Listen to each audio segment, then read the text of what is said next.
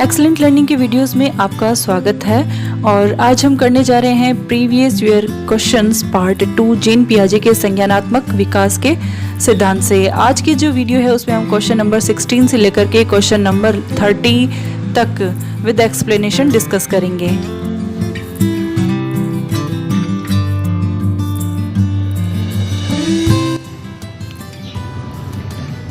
तो PYQ part second का यह 16वां क्वेश्चन है कि पियाजे के द्वारा संज्ञानात्मक संरचना को उल्लिखित करने वाली शब्दावली है। First grade drawing and painting का एग्जाम 2014 में यह क्वेश्चन पूछा गया था। ऑप्शन दिए गए हैं अनुप्रतीकात्मक, प्रतीकात्मक और स्कीमा, अहम केंद्रिक यानी ईगो सेंट्रिक। तो पियाजे ने जो संज्ञानात्मक संरचना बताई है अपने सिद्धांत के अंदर, एक पैटर्न बताया, मानसिक प्रक्रिया के अंदर एक पैटर्न बन जाता है अपने अनुभवों का, विचारों का, किसी भी वस्तु के प्रति, किसी भी घटना के प्रति एक मानसिक संरचना बन जाती है जिसका सामान्यीकरण प्राणी के द्वारा कर लिया जाता है। तो यह जो संज्ञानात्मक संरचना का संप्रत्यय है, यह जो कंसेप्ट है, यह स्कीमा कहलाता है। तो सही आंसर ऑप्शन नंबर 3 है। नेक्स्ट क्वेश्चन नंबर 17, पियाजे के द्वारा प्रयुक्त ना किया गया नाम खोजें। यह फर्स्ट ग्रेड हिस्ट्री 2014 में पूछा गया क्वेश्चन है। पियाजे ने अपनी थ्योरी के अंदर कौन सा नाम नहीं बताया था, इन ऑप्शन को देख करके हमें बताना है। फर्स्ट है आत्मीकरण, संगठन, स्कीमा और 4 है उद्यतीकरण। तो पियाजे ने जो संज्ञानात्मक सिद्धांत दिया था उसके अंदर आत्मसातीकरण, आत्मीकरण बताया था जो कि अनुकूलन की एक प्रमुख विशेषता है। संगठन जो कि अनुकूलन की दूसरी विशेषता है, यह भी पियाजे ने नाम बताया था। और स्कीमा को उसने संज्ञानात्मक संरचना बताया था और एक मानसिक पैटर्न बनाया था जिसके अंदर हमारे अनुभव, हमारे विचार, कोई घटना है उसका एक पैटर्न, एक संरचना हमारे दिमाग में संरक्षित रहती है, उसे स्कीमा नाम दिया था। तो ये तीनों नाम तो पियाजे ने अपनी थ्योरी में दिए थे, लेकिन यह जो उद्यतीकरण है, यह शब्द उनकी थ्योरी में हमने नहीं पढ़ा था। तो इस क्वेश्चन का सही आंसर है ऑप्शन नंबर 4। और ये क्वेश्चन नंबर है 18, पियाजे के अनुसार पूर्व संक्रियात्मक अवस्था की विशेषता क्या है। फर्स्ट ग्रेड हिस्ट्री 2016 में ये क्वेश्चन पूछा गया है। तो पूर्व संक्रियात्मक अवस्था की विशेषताएं क्या थी। पियाजे की हमने 4 अवस्थाएं पढ़ी थी। पहली इंद्रिय गामक अवस्था थी और दूसरी पूर्व संक्रियात्मक अवस्था थी और तीसरी मूर्त संक्रियात्मक अवस्था और चौथी अमूर्त संक्रियात्मक अवस्था। पूर्व संक्रियात्मक अवस्था में हमने पढ़ा था कि एज क्या होती है, 2 से 7 वर्ष। इस उम्र के जो बच्चे होते हैं, अब ये एक बार ऑप्शन देख लेते हैं क्या दिए गए हैं। प्रतिमूर्ति निर्माण यानी इमेज फॉर्मेशन, प्रतीकात्मक प्रक्रिया, तार्किक चिंतन, परिकल्पना। तो 2 से 7 साल का बच्चा जो पूर्व संक्रियात्मक अवस्था में है, उसमें इमेज फॉर्मेशन की क्वालिटी डेवलप हो जाती है। वह बाहर किसी घटना को देख के आता है बाहर, और फिर घर पे आकर के अपने खिलौनों से उन्हीं इमेज को सोचते हुए वह खेल खेलता है। तो यह जो प्रतिमूर्ति निर्माण है, इमेज फॉर्मेशन है, यह प्रमुख विशेषता होती है पूर्व संक्रियात्मक अवस्था की। अब ये जो प्रतीकात्मक प्रक्रिया, तार्किक चिंतन, परिकल्पना, यह जो होती है, यह है अमूर्त संक्रियात्मक अवस्था की विशेषताएं। और अब चलते हैं क्वेश्चन नंबर 19, पियाजे के संज्ञानात्मक विकास के जो कारक अनिवार्य माने हैं उनमें से नहीं है। यह first grade economics 14, first grade drawing 16 में यह क्वेश्चन पूछा गया है। क्वेश्चन को समझ लेते हैं कि पियाजे का जो संज्ञानात्मक विकास का सिद्धांत है उसमें कौन सा कारक अनिवार्य माना गया और इन चारों में से कौन सा नहीं है। तो ऑप्शन हम देख लेते हैं। फर्स्ट है जैविक परिपक्वता, सेकंड भौतिक परिवेश के अनुभव और थर्ड है सम संयोजन, कक्षा कक्ष के अनुभव। तो पियाजे ने जो संज्ञानात्मक विकास का सिद्धांत दिया था उसमें पियाजे ने बताया था कि किसी भी प्राणी का उसकी उम्र की अवस्थाओं के अनुसार जब संज्ञान का विकास होता है, बौद्धिक विकास होता है, तो उसमें जैविक परिपक्वता की अहम भूमिका होती है और भौतिक परिवेश में किस प्रकार से अनुभव करता है, जो पर्यावरण होता है उसमें वह किस प्रकार से अनुकूलन करता है, किस प्रकार से घटनाओं का आत्मसातीकरण करता है, उन घटनाओं का वह संगठित करता है, इसका भी बहुत महत्वपूर्ण स्थान होता है। और बच्चे के कक्षा कक्ष के अनुभव होते हैं, वे भी उसके संज्ञानात्मक विकास में अहम भूमिका निभाते हैं। क्वेश्चन में पूछा गया संज्ञानात्मक विकास का अनिवार्य कारक नहीं है, तो जो थर्ड ऑप्शन बचा है समसंयोजन, यह संज्ञानात्मक विकास का अनिवार्य कारक नहीं है। सही ऑप्शन है ऑप्शन नंबर 3 और बाकी जो 3 कारक हैं, पहला, दूसरा और चौथा, यह तो संज्ञानात्मक विकास के लिए जरूरी है। अब है क्वेश्चन नंबर 20। पियाजे के संज्ञानात्मक विकास के सिद्धांत के निहितार्थ निकालते हुए एक ग्रेड 6 से 8 के शिक्षक को अपनी कक्षा में क्या करना चाहिए। सीटेट एग्जाम में ये क्वेश्चन पूछा गया था, लेवल 2 था और 2019 का एग्जाम था। ऑप्शन देख लेते हैं। नंबर 1, यहां पे 6 से 8 तक की कक्षा का एक टीचर है, उसे अपनी कक्षा में किस प्रकार से पढ़ाना चाहिए जिससे कि संज्ञानात्मक विकास हो। तो पहला ऑप्शन है केवल निर्धारित पाठ्यक्रम पर ही निर्भर रहना चाहिए, यानी कि जो करिकुलम डिसाइड किया हुआ है उसे ही कंप्लीट करवाना उसका उद्देश्य होना चाहिए। सेकंड है तार्किक बहस के प्रयोग से हतोत्साहित करना चाहिए, यानी भी विद्यार्थियों के द्वारा प्रश्न पूछे गए या कोई जिज्ञासा है तो उनके साथ तार्किक बहस करके उन्हें हतोत्साहित कर देना चाहिए, उनके उत्साह को कम करना चाहिए। तो क्या ये संज्ञानात्मक विकास कर सकता है ये पॉइंट? खैर, थर्ड है ऐसी समस्याएं प्रस्तुत करनी चाहिए जिसमें तर्क आधारित समस्या समाधान की आवश्यकता होती है, यानी बच्चों के सामने ऐसी समस्याएं शिक्षक को रखनी चाहिए जिसका समाधान वे तर्क के द्वारा कर सके, जिससे कि उनमें संज्ञान का विकास हो। फोर्थ है कि यहाँ एक अवधारणा को बढ़ाने के लिए केवल मूर्त सामग्रियों का प्रयोग करना चाहिए। फोर्थ पॉइंट का कहने का तात्पर्य है कि यदि कोई कंसेप्ट शिक्षक के द्वारा बच्चों को पढ़ाया जा रहा है तो उसे समझाने के लिए केवल मूर्त सामग्रियां ही प्रयोग में लेनी चाहिए। कोई भी अमूर्त परिकल्पना, आसपास की घटनाओं के बारे में चिंतन परिकल्पना करने के लिए उसे बाध्य नहीं करना चाहिए। तो ये जो चारों ऑप्शन है इसमें हमने देखा कि केवल पाठ्यक्रम पर निर्भर रहना सही नहीं है, बहस के द्वारा हतोत्साहित करना तो बिल्कुल भी सही नहीं है, और एक ही अवधारणा को पढ़ाने के लिए केवल मूर्त सामग्रियों का ही प्रयोग क्यों किया जाना चाहिए, जहां अमूर्त की आवश्यकता पड़ती तो उसे भी प्रयोग में लेना चाहिए। तो फोर्थ भी इनकरेक्ट आंसर है। थर्ड करेक्ट आंसर है क्योंकि बच्चों के सामने ऐसी समस्याएं रखनी चाहिए जिससे कि वे अपने तर्क के द्वारा उसका समाधान कर सके। नेक्स्ट क्वेश्चन है क्वेश्चन नंबर 21। जीन पियाजे की निम्न में से कौन सी पुस्तक नहीं है? एनटीटी 19 में यह क्वेश्चन पूछा गया था। तो हमने पढ़ा था जीन पियाजे ने 32 किताबें लिखी है जिनमें उन्होंने अपने जो एक्सपेरिमेंट है, अपने तथ्य, अपने विचार, अपने प्रयोग के बारे में उसमें व्याख्या की है। और जो 3 प्रमुख किताबें थी वो किताबें हमने पढ़ी थी, एक थी संसार के बच्चों के विचार, बालक का चिंतन भाषण, बच्चों के नैतिक निर्णय। अब इनमें से कौन सी किताब जीन पियाजे ने नहीं लिखी है? First, the language and thought of the child, तो ये तो जीन पियाजे ने लिखी है 1926 में। सेकेंड है the child conception of time, और यह लिखी थी 1946 में। थर्ड है साइकोलॉजी एंड चाइल्ड डेवलपमेंट, और 4 है the psychology of the child, यह लिखी थी 1969 में। तो पियाजे ने जो किताब नहीं लिखी है वह है साइकोलॉजी एंड चाइल्ड डेवलपमेंट। सही ऑप्शन है option number 3। Question number 22। Jean पियाजे के संज्ञानात्मक विकास के सिद्धांत के अनुसार परिकल्पित निगमनात्मक तर्क किस अवधि में विकसित होता है? सी टेट L2 19 में ये क्वेश्चन पूछा गया था। ऑप्शन देख लेते हैं। अमूर्त संक्रियात्मक अवस्था, संवेदी चालक अवस्था, पूर्व संक्रियात्मक अवस्था, मूर्त संक्रियात्मक अवस्था।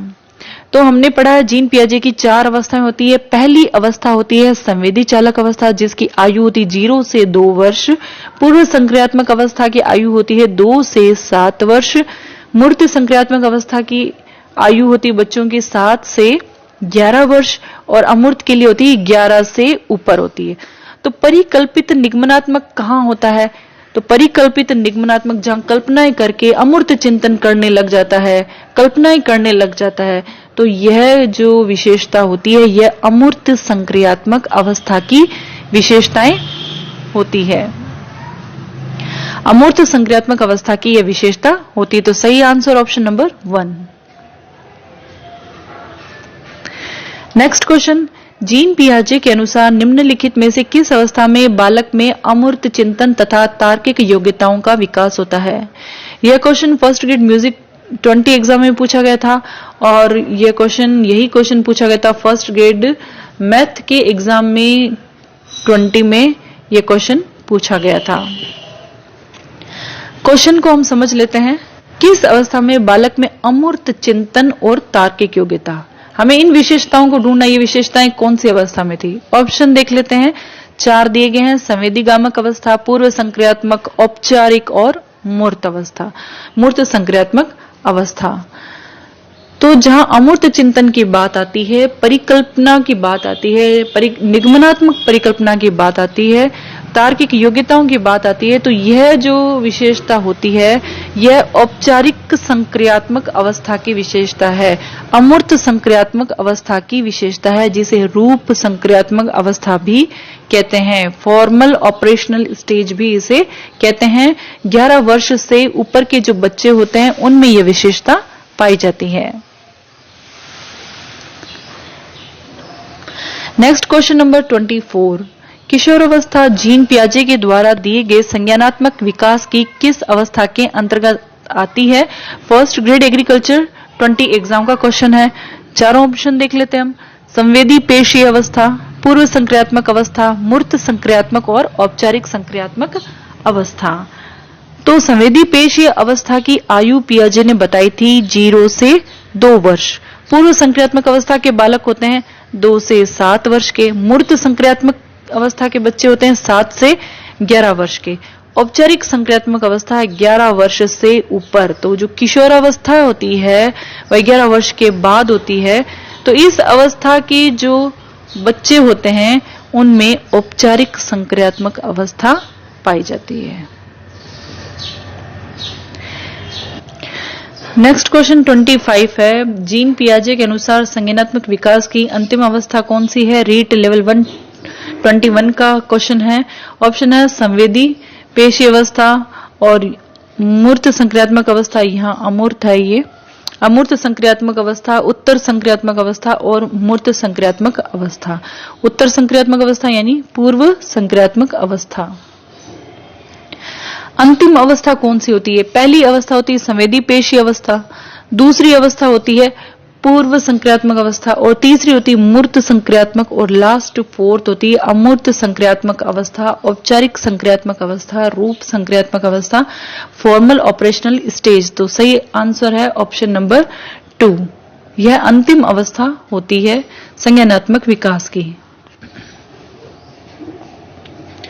क्वेश्चन नंबर 26, निम्नलिखित व्यवहारों में से कौन सा जीन पियाजे के द्वारा प्रस्तावित मूर्त संक्रियात्मक अवस्था को विशेषित करता है? सी-टेट लेवल 119 में ये पूछा गया था। तो मूर्त संक्रियात्मक अवस्था कौन सी है? यानी कि 3rd अवस्था है जिसकी आयु होती है 7 से 11 वर्ष। तो अब यहाँ कौन सी विशेषता है? ऑप्शन देख लेते हैं। फर्स्ट, परिकल्पित निगमनात्मक तर्क साध्यात्मिक विचार। सेकंड, संरक्षण कक्षा समावेशन। थर्ड, आस्थगित अनुकरण पदार्थ स्थायित्व। 4, प्रतीकात्मक खेल विचारों की अनुक्रमणीयता। तो यहाँ मूर्त संक्रियात्मक अवस्था के बारे में पूछा गया है। परिकल्पित निगमनात्मक तर्क यह अमूर्त संक्रियात्मक अवस्था की विशेषता होती है, जहां कल्पना करता है, निगमनात्मक तर्क होते हैं, तार्किक विशेषता होती है। और उसके बाद में आता है अनुकरण करना, पदार्थ स्थायित्व करना। तो अनुकरण करना बच्चा कहाँ करता है? 2 से 7 साल की उम्र में, जो किसकी विशेषता? पूर्व संज्ञानात्मक अवस्था होती है। प्रतीकात्मक खेल विचारों की अनुक्रमणीयता, यह भी पूर्व का एग्जाम्पल है। तो यह यहाँ पूछा गया मूर्त संक्रियात्मक अवस्था। तो मूर्त संक्रियात्मक अवस्था में जो संरक्षण का गुण होता है वह विकसित होना प्रारंभ हो जाता है। कक्षा समावेशन का विशेषता इसके अंदर पाई जाती है। तो इसका जो सही आंसर है ऑप्शन नंबर 2 है कि मूर्त संक्रियात्मक अवस्था में संरक्षण का गुण विकसित हो जाता है, कक्षा समावेशन की विशेषता पाई जाती है। क्वेश्चन नंबर 27, पियाजे के अनुसार निम्न में से किस अवस्था में वस्तुनिष्ठता एवं वास्तविकता की भूमिका बढ़ जाती है? First grade drawing and painting 2020 का ये क्वेश्चन है। और ऑप्शन देख लेते हैं। संवेदी पेशी अवस्था, सेकंड है प्राक संक्रियात्मक अवस्था, थर्ड है ठोस संक्रिय अवस्था, फोर्थ है औपचारिक संक्रिय अवस्था।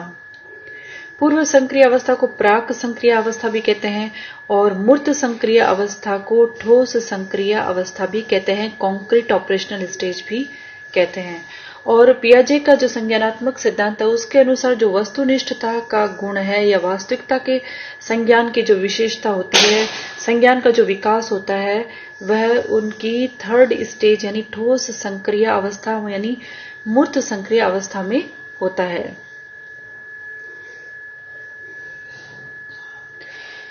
क्वेश्चन नंबर 28, पियाजे के अनुसार निम्नलिखित में से कौन से काल में बालक की लंबाई, क्षेत्रफल और आयतन संरक्षण की समझ विकसित हो जाती है? और यह एग्जाम पूछा गया था, फर्स्ट ग्रेड फिजिक्स का एग्जाम था 2020 का। तो बालक का लंबाई और क्षेत्रफल, आयतन के संबंध में संरक्षण की समझ विकसित हो जाती है। संरक्षण के संज्ञान का विकास पूर्णतः कहाँ हो जाता है, यह हमें बताना है। ऑप्शन है मूर्त संक्रियात्मक काल, सेकंड है औपचारिक संक्रियात्मक काल, थर्ड संवेदी गामक काल और पूर्व संक्रियात्मक काल। तो पियाजे के संज्ञानात्मक सिद्धांत में हमने पढ़ा था कि संरक्षण के गुण का विकास होना प्रारंभ हो जाता है पूर्व संक्रियात्मक काल में। पूर्व संक्रियात्मक काल की आयु होती है 2 से 7 वर्ष, यहाँ प्रारंभ हो जाता है। लेकिन समझ विकसित हो जाती है, यह होता है इसकी नेक्स्ट स्टेज यानी मूर्त संक्रियात्मक काल में, जिसकी आयु होती है 7 से 11 वर्ष तक। तो मूर्त संक्रियात्मक काल में बालक में जो संरक्षण का गुण होता है वह विकसित हो जाता है। संरक्षण का गुण क्या होता है? किसी भी पदार्थ की मात्रा होती है, उसके अन्य भौतिक गुणों के बदलने पर भी अपरिवर्तित रहती है, संरक्षित रहती है। तो यह मूर्त संक्रियात्मक काल में यह गुण जो है, यह जो संज्ञान है वह विकसित हो जाता है। क्वेश्चन नंबर 29 है, वह अवस्था जब बच्चा तार्किक रूप से वस्तुओं, घटनाओं के विषयों में चिंतन प्रारंभ करता है। UP TET level 1 2011, third grade 2012, C TET level 1 2011 में ये क्वेश्चन पूछा गया था। ऑप्शन दिए गए पूर्व संक्रियात्मक अवस्था, मूर्त संक्रियात्मक अवस्था, संवेदी प्रेरक और औपचारिक संक्रियात्मक अवस्था। अब यहाँ क्वेश्चन को अच्छे से समझना बहुत जरूरी है। यहाँ इसमें लिखा गया कि बच्चा जो है वह तार्किक रूप से वस्तुओं, घटनाओं के विषयों में चिंतन को प्रारंभ करता है, यानी चिंतन कौन सी अवस्था में है? प्रारंभ अवस्था में है। तो प्रारंभ अवस्था, चिंतन की प्रारंभ अवस्था हुई, संरक्षण के गुण की प्रारंभ अवस्था हुई। तो यह सब अवस्थाएं जो प्रारंभ होती है वह कहाँ होती है, कौन सी अवस्था में होती है? वह होती है पूर्व संक्रियात्मक अवस्था में। तो इस क्वेश्चन का सही आंसर ऑप्शन नंबर 1 है।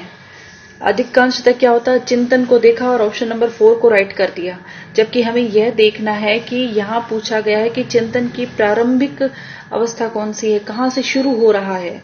तो यह शुरू हो जाता है 2 से 7 वर्ष की आयु में, पूर्व संक्रियात्मक अवस्था में। तो इस क्वेश्चन का सही आंसर ऑप्शन नंबर 1 है।